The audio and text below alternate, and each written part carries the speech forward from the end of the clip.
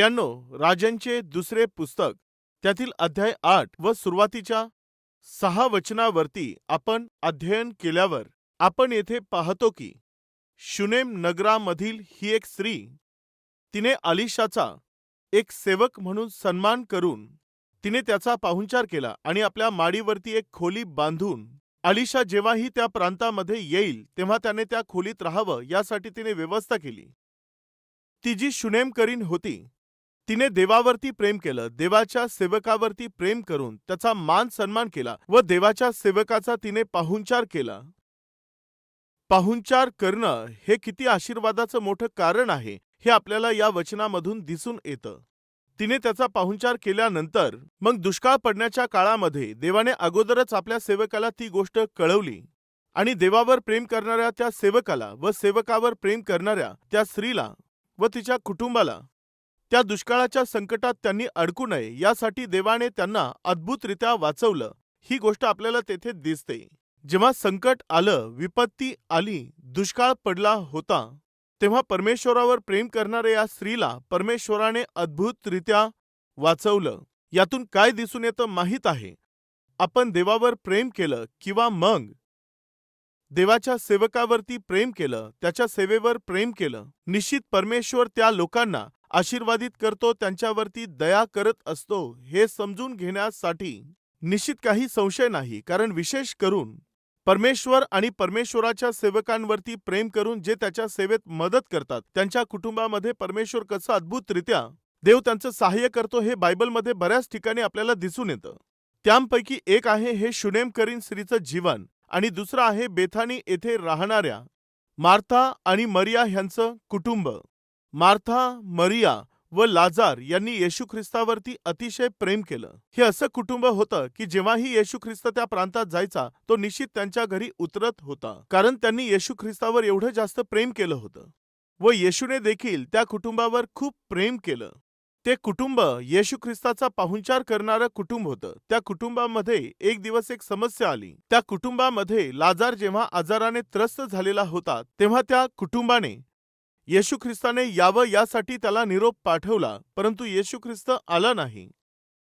कधी आला सांगायचं तर जेव्हा परिस्थिती हातातून निघून गेली तेव्हा आला, म्हणजे लाजार जेव्हा मृत्यू पावला त्यानंतर तो आला. अनेकदा आपण आपल्या जीवनात असा विचार करतो की आपला परमेश्वर जेव्हा आम्ही प्रार्थना करतो तेव्हा उत्तर न देता तो उशीर करत असतो. यामुळेच अजूनपर्यंत मला नोकरी मिळाली नाही, यामुळेच अजूनपर्यंत माझं ते लग्न जमू शकलेलं नाही, यामुळे जे प्रमोशन मिळालं पाहिजे ते मला मिळालं नाही, यामुळे जो प्रोजेक्ट सक्सेसफुल झाला पाहिजे तो झालेला नाही. परमेश्वराने निश्चित प्रार्थना करून खरोखर जर मला वेळेवरती उत्तर दिलं असतं तर ती जागा मला खरेदी करता आली असती किंवा ते घर मला खरेदी करता आलं असतं.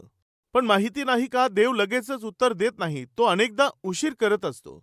उशीर न लावता उत्तर दिलं असतं तर बरं झालं असतं. साहजिकपणे असे विचार आपल्या मनात येत असतात, परंतु कृपया लक्ष द्या, परमेश्वर कधीही कोणालाही उशिराने उत्तर द्यावं हे प्रभूला अजिबात वाटत नाही. जेव्हा एखाद्याचा अपघात झाल्यावर जेव्हा त्यांना हॉस्पिटलमध्ये घेऊन जातात तेव्हा तेथील डॉक्टर्स आणि जे नर्सेस असतात ते कशी प्रतिक्रिया देतात माहिती आहे? ते लगेचच रिॲक्ट करतात. लगेच त्यांना जे काम करायचं असतं ते काम ते करू लागतात. परंतु ते सोडून चहा घेत, कॉफी घेत किंवा कोल्ड्रिंक घेत, अच्छा याचा ॲक्सिडेंट झाला का? पण तेवढ्यासाठी एवढी घाई का करत आहात? ॲक्सिडेंट झाला म्हणून काय झालं? एक दिवस एका ठिकाणी एका व्यक्तीचा ॲक्सिडेंट झाला व त्या व्यक्तीचा हात तुटला.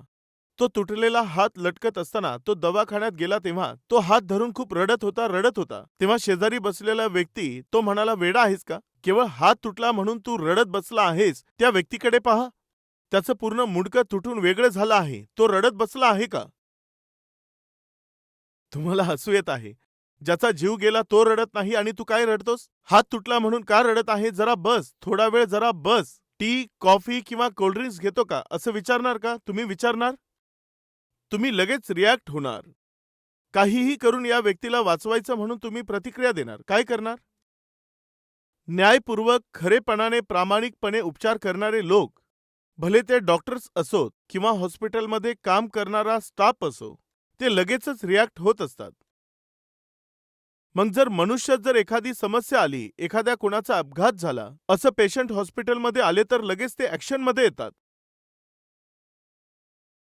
कदाचित 3 दिवसांपूर्वी आम्ही प्रवास करत येत होतो. प्रवास करत येत असताना मी आणि माझी पत्नी आम्ही कारमध्ये येत होतो. कारमध्ये येत असताना आमच्या समोरच एक ॲक्सिडेंट झाला. तो खूप गंभीर ॲक्सिडेंट नव्हता. त्यांना थोडासा मार लागला. ते सर्व मात्र कण्हत होते. जेव्हा ते थोडे जखमी होते, तेव्हा लगेचच आम्ही आमच्या कारमध्ये ज्या बॉटल्स होत्या, त्या वॉटर बॉटल्स घेतल्या आणि त्यांच्या शेजारी जे उभे होते त्यांच्याकडे देऊन, हे पाणी त्यांना द्या असं म्हणून त्यांना दिलं. एक सर्वसाधारण व्यक्ती दुसऱ्या एखाद्या साधारण व्यक्तीला जर अडचण आली तर जेवढं आमच्याकडून जमेल आपण मदत करण्यासाठी मागे न हटता साहजिकपणे आपण मदत करत असतो ना. मग जो परमेश्वर जो सर्व काही करू शकतो, त्याने निर्माण केलेल्या मनुष्याच्या जीवनात जेव्हा त्याने ज्याच्यावर प्रेम केलं त्या मनुष्याच्या जीवनात जेव्हा एखादी कष्ट किंवा एखादं संकट किंवा दुर्घटना आली तर काय तो देव कोल्ड्रिंक्स घेत बसणार का? तो परमेश्वर निश्चित लगेचच तो प्रतिक्रिया दाखवेल, यात कोणताही संशय नाहीये. तो परमेश्वर कशा प्रकारे कृती करेल हे आपल्या कदाचित लक्षात येत नाही. कशा प्रकारे तो प्रतिक्रिया देत आहे ते कदाचित आपल्याला समजणार नाही. कोणत्या रूपाने तो उत्तर देत आहे हे कदाचित आपल्याला समजणार नाही. परंतु एक गोष्ट सत्य आहे, देव शांत बसेल ही गोष्ट शक्य नाहीये.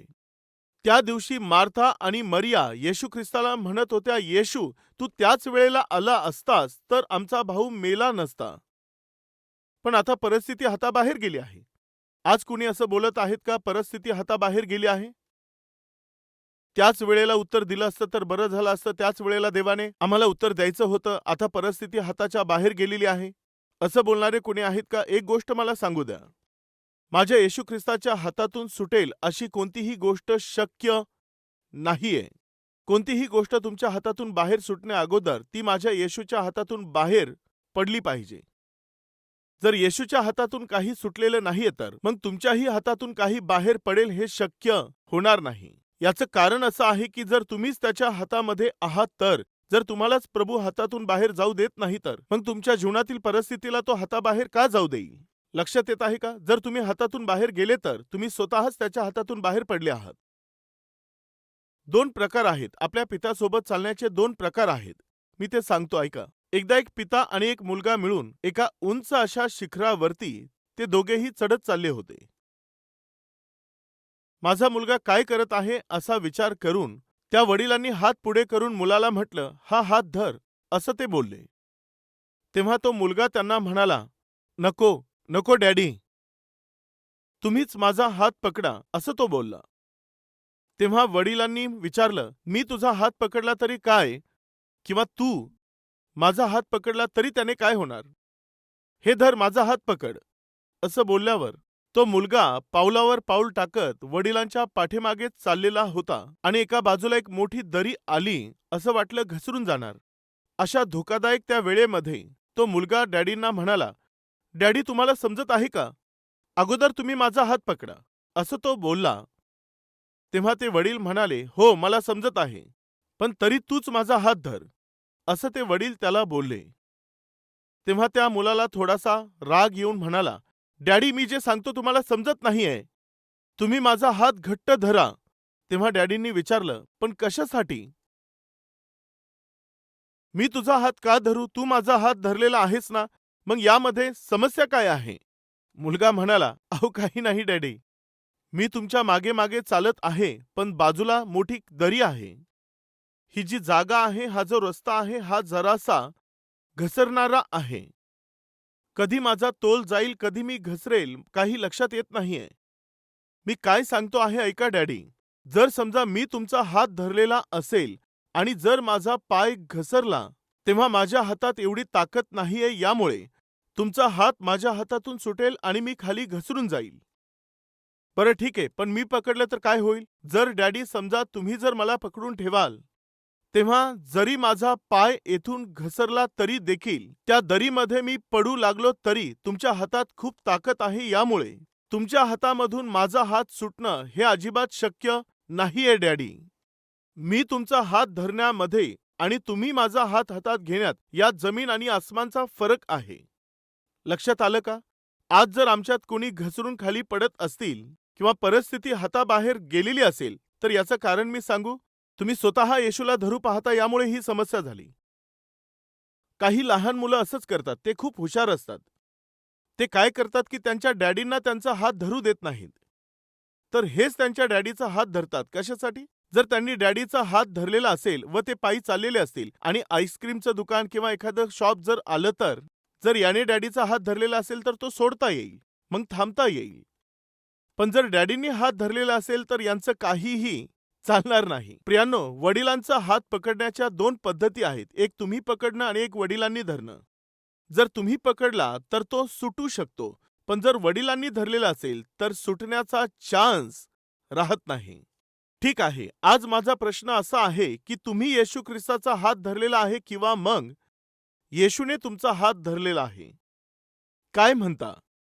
यावर खूप सुंदर गीत लिहिलेलं आहे. माझा येशू मला प्रिय फार, ह्या जीवनात तोच आधार, आपत्तीत विपत्तीत ह्या जीवन यात्रेत तो मला कधी न सोडणार.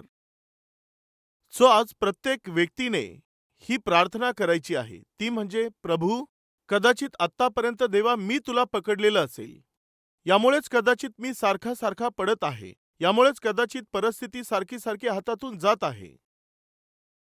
देवा मला क्षमा कर. पूर्ण हृदयापासून पूर्ण मनापासून मी मागत आहे, तू मला धर देवा. जर तू माझा हात धरशील तर मी घसरून जाणार नाही. जर तू माझा हात धरशील तर माझी परिस्थिती बिघडणार नाही. देवा, जर तू मला धरून ठेवशील तर मी घसरून पतन पावेल असं कधीही घडणार नाही. बऱ्याचदा या गोष्टीवर मी बोललेलो असेल. आता संदर्भ आला यामुळे मी पुन्हा सांगत आहे. एकदा एक मुलगा मेंढरं चारत असताना एका उंच डोंगरावरती तो मेंढरं नेऊन चारत होता. अतिशय हिरवळीने भरलेल्या त्या डोंगरावरती तेथे जाऊन तो मेंढरं राखत असताना तेव्हा त्या प्रांतामध्ये काही सायंटिस्ट तिथे आले. ते सायंटिस्ट तेथे आल्यानंतर ते त्या डोंगरावरती चढले आणि तेथील दरीमध्ये जे छोटे रोपं होते ते एक दुर्बीण हातामध्ये घेऊन ते वरून खाली पाहत होते. तेव्हा त्यांना पाहिजे असणारे रोपं त्यांना दिसले. त्यांना जे औषधं बनवायचे होते त्यासाठी लागणारे जे रोपं होते ते दरीमध्ये असणाऱ्या एका भागामध्ये त्यांना त्या ठिकाणी ते दिसून आले. एकीकडे त्यांना आनंद झाला, परंतु दुसरीकडे असा प्रश्न होता की त्या दरीमध्ये उतरण्यासाठी रस्ता नव्हता. आता काय करायचं, कशा प्रकारे ते रोपं काढून आणायचे विचार करत असताना हा मुलगा त्यांना दिसून आला. लगेच त्या मुलाला बोलावून त्यांनी विचारलं, मुला, तुला हे हे मेंढरं चारण्याचा किती पगार मिळतो? 300 रुपये हे मेंढरं चारण्यासाठी मला पगार मिळतो. तेव्हा ते लोक म्हणाले, जर तू आमची 1-2 तास मदत केलीस तर आम्ही तुला 3000 रुपये देऊ. काय 2 तासाचे तुम्ही 3000 रुपये देणार का? आम्ही तुझ्या हातात लगेच 3000 रुपये देतो. हो, पण सांगा मी काय करायचं आहे? काही नाही. ते तिकडे खाली दरीत पहा, तुला ते रोपं दिसतात का? असं म्हणून त्याला ते दाखवले. हो, मला ते दिसत आहेत. ते रोपं आम्हाला पाहिजेत. हे कसं शक्य आहे? ते रोपं तोडायचे असतील तर तिथं रस्ता नाहीये. तिथे जाणं अवघड आहे. ते कसं आणता येईल? असं बोलल्यावर, ही गोष्ट तर आम्हाला माहीत आहे, परंतु आम्ही तुझ्या पायाला रस्सी बांधू आणि डोंगरावरून आम्ही तुला हळूच त्या दरीमध्ये खाली सोडतो. तू असा डोक्याच्या दिशेने खाली उतर आणि ते रोपं तोडल्यावर रस्सी तू हलव, तेव्हा आम्ही तुला लगेच वर खेचून घेऊ. जर आम्हाला पाहिजे असणारे रोपं तू आम्हाला काढून देशील तर 3000 रुपये आम्ही तुला रोख देऊ. तू काय म्हणतोस? ते असं बोलल्यावर तो मुलगा विचार करत शांतपणे पुढे गेला. हे काय, आपल्याला वाटलं हा मदत करेल, पण ऐकून हा शांतपणे निघून गेला. हे काय आहे? ते लोक विचारात पडलेले असताना काही वेळ झाल्यानंतर हा मुलगा पुन्हा आला व येताना एक व्यक्तीला घेऊन आला. त्या आणलेल्या व्यक्तीकडे पाहिलं तर तो थोडासा अशक्त होता. असू शकतं कदाचित हा मुलगा घाबरला असेल आणि त्याला वाटत असेल की या मोठ्या माणसाला खाली पाठवावं. ते हा विचार करत असताना तो मुलगा येऊन त्यांना म्हणाला, चला, माझ्या पायाला तुम्ही रस्सी बांधा.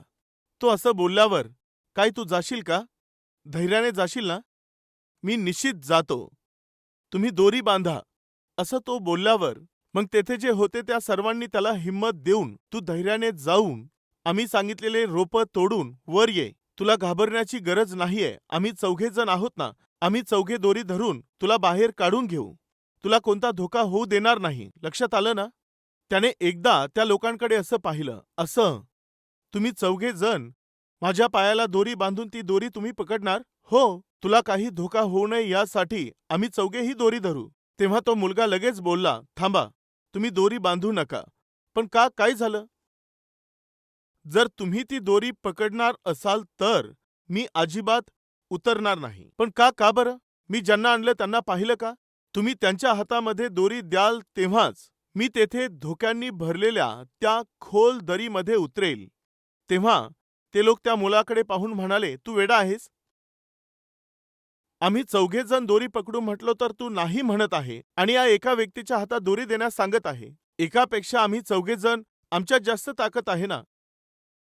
आम्हाला नको म्हणून तू त्याच्या हातात दोरी का देण्यास सांगतो? तेव्हा तो मुलगा त्यांना म्हणाला, तुम्ही सांगता त्याप्रमाणे ताकदीच्या बाबतीमध्ये एकापेक्षा अधिक तुम्ही चौघे आहात, परंतु प्रेमाच्या बाबतीमध्ये माझ्या वडिलांपेक्षा अधिक दुसरं कोणीही नाहीये. ते माझे वडील आहेत. त्यांच्या हातामध्ये जर ही दोरी असेल तर ते जे माझ्यावर प्रेम करत आहेत, त्यामुळे मला कोणता धोका होऊ देणार नाहीत. जर त्यांच्या हातात ती दोरी असेल तर मी घसरण्याचा चान्स नाहीये. कोणताही धोका असेल, कितीही संकट असेल, माझ्या जीवनाचा जो आधार आहे ती दोरी जर माझ्या वडिलांच्या हातात असेल तर मी निश्चिंतपणे खाली उतरू शकेल व कोणत्याही संकटांचा सामना करू शकेल आणि शांतीने, सुरक्षितपणे मी माघारी येऊ शकेल. तुम्ही काय म्हणता आता? तेव्हा ते चौघेजण खूप आश्चर्यचकित झाले. तुझ्या वडिलांवरती तुझं जे प्रेम आहे ते अतिशय मोठं प्रेम आहे. ठीक आहे. प्रिय भावांनो आणि बहिणींनो, कृपया लक्ष देऊन ऐका. हे संपूर्ण जग तुमच्या सोबत राहून जर प्रभू तुमच्या सोबत नसेल तर तुम्ही काहीही प्राप्त करू शकत नाही. आणि हे सर्व जग तुमच्या विरोधामध्ये असेल, जगातील सर्व लोक तुमच्या विरोधात असतील, पण येशू ख्रिस्त जर तुमच्या सोबत असेल तर हे लोक तुमचं काहीही बिघडवू शकणार नाहीत. आज माझा प्रश्न असा आहे की तुमचं जीवन त्या येशू ख्रिस्ताच्या हातात आहे किंवा नाही? जर तुम्ही येशूला धरलेलं असेल तर तुम्ही काय कराल माहीत आहे? तुमच्या गरजेपुरते येशूला तुम्ही धरणार, नाहीतर सोडून देणार. अडचणीमध्ये तुम्ही येशूला पकडणार, सुखामध्ये सोडून देणार. असं जर तुमच्या जीवनात घडू नये असं तुम्हाला वाटत आहे तर त्या अगोदर जर तुम्ही त्या लहान मुलात जसा विश्वास होता तसा विश्वास तुमच्यात असेल तर पूर्ण मनापासून आपण देवाला सांगू, देवा जर तू आमचा हात पकडशील तर या जगाच्या प्रवासामध्ये मी धैर्याने पुढे जाईल. देवा जर तू मला धरशील, मग कोणतंही दुःख असेल, कोणतेही क्लेश असतील, कोणतंही दुःख असेल, कोणतीही अडचण असेल, कितीही दबाव असतील किंवा ओझे असतील, मी धैर्याने त्यांचा सामना करणार देवा. कारण माझ्या बाजूने लढणारा तू आहेस ना. कारण तू मला हरू देणार नाही, मला पडून देणार नाही, मला स्थिर करणारा तू सोबत आहेस ना. यामुळे देवा तुझ्याच हातामध्ये मी माझं जीवन सोपून देत आहे. तू मला घट्ट धर देवा. अशी जर प्रार्थना तुम्ही कराल तर निश्चित परमेश्वर तुमच्या जीवनाला आपल्या हाती घेईल, तुमचं कुटुंब आपल्या हाती घेईल आणि तुम्हाला पडू न देता देव तुम्हाला सांभाळेल. येशू ख्रिस्ताने बेथानी येथे राहत असणाऱ्या मार्था आणि मरिया यांच्या कुटुंबाला धरलेलं होतं. त्या कुटुंबाच्या हातातून परिस्थिती बाहेर पडली असं त्यांना वाटत होतं, परंतु ते कुटुंब येशूच्या हातात होतं. यामुळे लाजाराचं जीवन जे हाताबाहेर गेलं आहे असं त्यांना वाटत होतं, ते त्याने त्यांना परत आणून दिलं. माझा देव हा अद्भुत देव आहे. तो चिन्हे आणि अद्भुते करण्यामध्ये सामर्थ्य आहे. बायबल सांगतं, परमेश्वर ज्यांचा देव आहे ते धन्य आहेत. त्या देवाच्या हातामध्ये काय तुम्ही आहात का? यामुळे तुम्ही धैर्याने जगा, धैर्याने सामना करा आणि धैर्यानेच प्रत्येक परिस्थितीवरती मात करा. अशीच कृपा परमेश्वर तुम्हातील सर्वांवरती करो.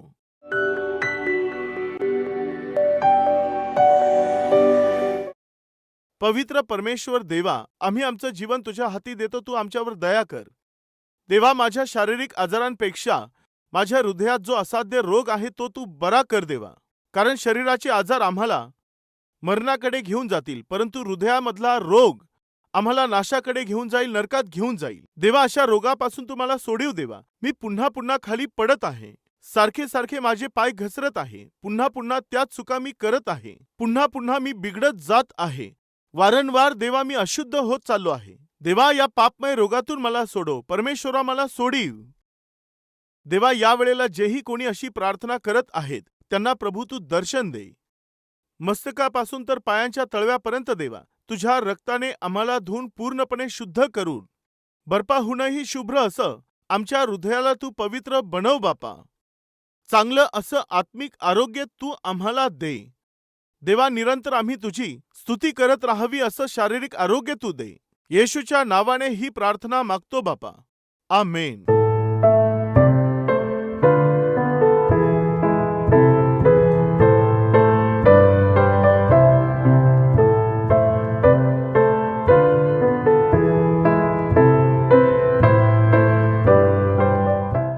पत्ता Calvary, post box number 30, Kukatpally, Hyderabad 72.